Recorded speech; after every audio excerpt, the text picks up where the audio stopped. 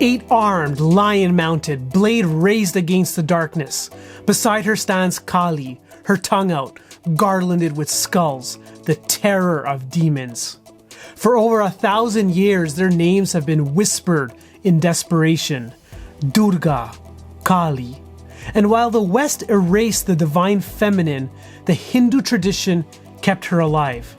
Even when colonial rulers in Trinidad and Guyana branded her worship as black magic, indentured laborers refused to abandon the Divine Mother.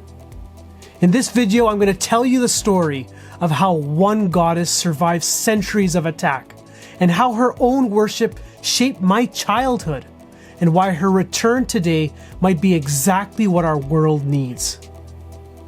But to understand why Durga became so powerful, we need to go back to a radical idea that shocked the ancient world. I want you to picture this. While most civilizations saw the divine as male, whether it be the Greek and Zeus or Yahweh, Hindu sages, our rishis, made a stunning claim. The ultimate power behind everything was female. And they called her Shakti. In the philosophical school of Advaita Vedanta, Shakti and Brahman, the ultimate reality, are one. She's not separate from the divine. She is the divine expressing itself. And the most revolutionary part of all of this, without Durga, the deities, the Hindu gods, were powerless. Shiva, the great destroyer, he's motionless without Shakti's energy. She is that electricity which makes the universe run. But there's something even more beautiful and paradoxical. That same cosmic force is also the mother in our bhakti traditions, the one who listens to you when you whisper your fears and insecurities at 3 o'clock in the morning. Durga embodies both of these worlds. She is the power that spins galaxies and the deity that cares for your broken heart. So if that Shakti is the ultimate feminine power, how did she prove it? Well, there were 3 key battles that set her story forever. In the 5th century, Hindu sages wrote the Devi Mahatmya, Durga's foundational texts. These were not myths, these were strategic battles against forces that even threaten us today. First, Mahishasur, the buffalo demon who conquered heaven itself. The gods couldn't touch him. He kept shifting forms from buffalo to lion to human, always escaping defeat. So they combined their powers and they created Durga. She rides into battle on a lion, and after an epic battle, pins him down and beheads him with one swipe of her sword. That's about disciplined power defeating chaotic tyranny. Then we have Shumb and Nishumb, 2 demon brothers who see her and they immediately want her. Marry one of us, they say. And Durga's response is swift. She'll marry whoever can defeat her in battle. So they send armies. She destroys all of them. They attack her personally, and she kills both of them. The message here is clear. The divine feminine refuses to be possessed by anyone. Then we have the final battle with Rakta Bij, and he has a terrifying power. Every drop of his spilled blood creates an identical version of himself. Durga realizes this, and she knows that something has to change. So she manifests Kali from her own forehead. And while Durga strikes, Kali catches every drop of blood before it hits the ground. This is about breaking those cycles of violence at the very source. These battles form a type of progression within ourselves. We overcome our ego. We confront those that want to dominate us. And we stop trauma from reproducing itself. But here's where these ancient battles get even more interesting. They refuse to stay in books. Every year, millions of people don't just read about Maa Durga's victories, they live them. During Navratri, the 9 nights, entire cities transform. Picture this. A festival unfolds that is like Durga's own journey. The first 3 nights belong to her. Her communities gather to burn away what no longer serves them. The next 3 nights, they invite Lakshmi to cultivate prosperity and virtue. And the final 3 nights of Navratri, they call on Saraswati for wisdom. It's a transformation within themselves. And then comes the 10th day, Vijay Dashami, the victory day. But the most beautiful thing is that they're not just celebrating Maa Durga's ancient triumph over those demons. They're celebrating their own victories over fear, over obstacles, over whatever darkness they themselves have been fighting. In Bengal, this becomes Durga Puja, one of the world's largest religious festivals. Temporary temples are constructed, each one looking so beautiful. There are families who save all year to commission an elaborate clay murti just of this deity. For 5 days, the city belongs to her. But the one thing to remember is that this is not just a spectacle. In homes across India, grandmothers, they light their diya, they dress small clay images or murtis of Maa Durga, and they teach their grandchildren about these rituals, about these pujas, and they talk about the meaning of Shakti. The funny thing is that while India is celebrating the divine feminine for centuries, the West was systematically destroying her. I want you to picture ancient Europe. We have Celtic earth mothers, Greek wisdom goddesses, Norse fertility deities, women serving as priestesses, oracles, and healers, spiritual power flowing through feminine hands. And then everything changed. As Christianity spread through the Roman Empire, a new image took hold: God as Father and Son. Ancient goddess temples were closed, their festivals erased. The divine could only be male. The Virgin Mary did survive, but there was a catch.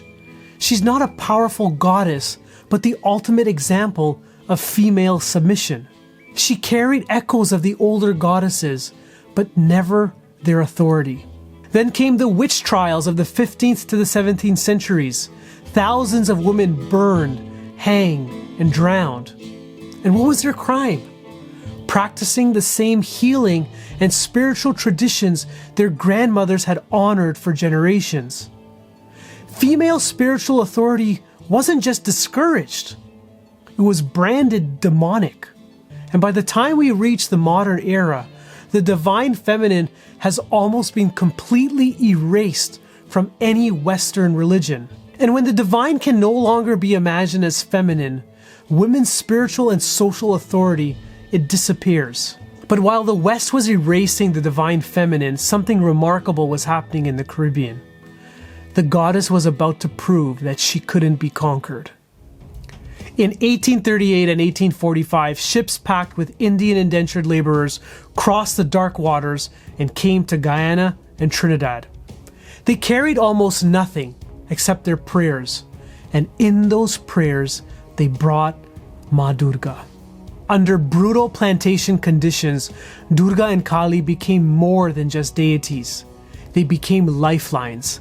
In villages across Trinidad, Kali Mai Puja exploded into something new. Indian goddess worship fused with Caribbean drumming, spirit possession, and healing rituals. The sound of the tapu drums, thin goatskin drums played with sticks, echoed through makeshift temples, and devotees entered into trance states to consult directly with the Mother. The most remarkable thing here, though, is that when there were no male pundits or priests, women themselves stepped forward. Through Kali Mai Ke Beek, begging for Mother Kali, they walked village to village, singing devotional songs, carrying wooden trays on their heads to collect offerings. They themselves became the keepers of the tradition.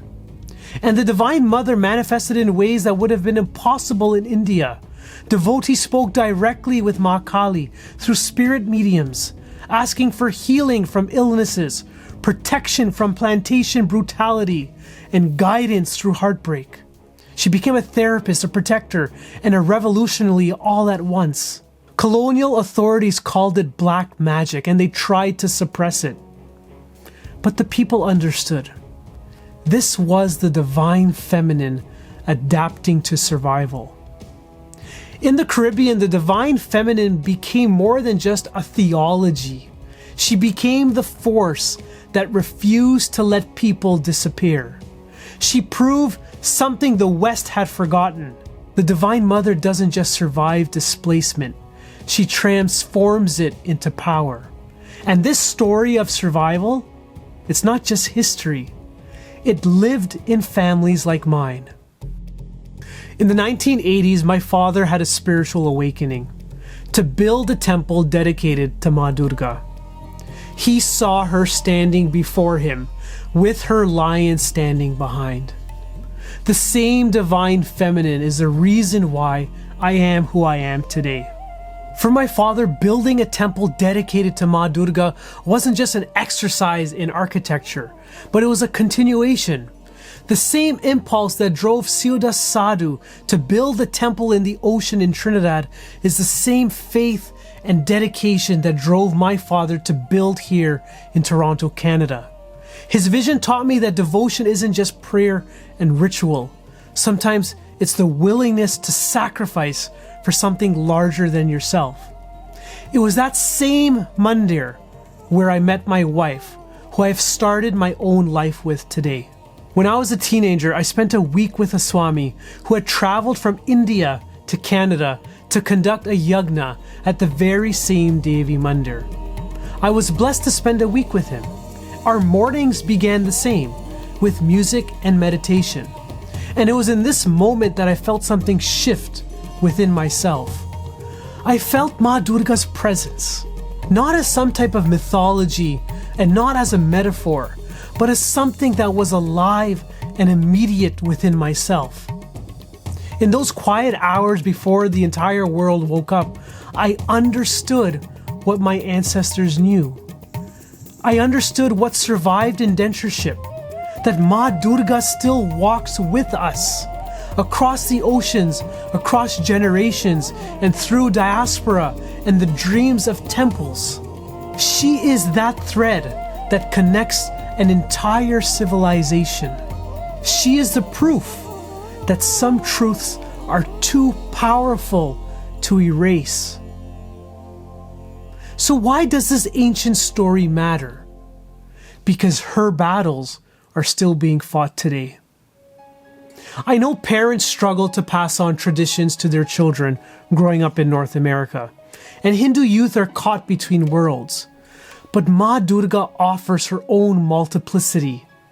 8 arms and many forms. I think it's proof that you don't have to just choose one identity. There's also something deeper here. Maa Durga's story is not just Hindu history. It's human history. Every culture that lost its divine feminine knows this wound. And every woman who's been told to be smaller or quieter or less powerful carries those memories in her bones. The West spent centuries erasing the goddess and wondering why its societies felt spiritually empty. Meanwhile, in Hindu temples throughout North America and the Caribbean and India, ceremonies under starlit skies and morning prayers, we know that she never left. She remains with us, a cosmic principle and personal mother. Festivals celebrated in her honor. She is the reminder that some forces are too essential to destroy. She is the mother that holds the universe in her arms. And that changes everything. Jai Mata Di.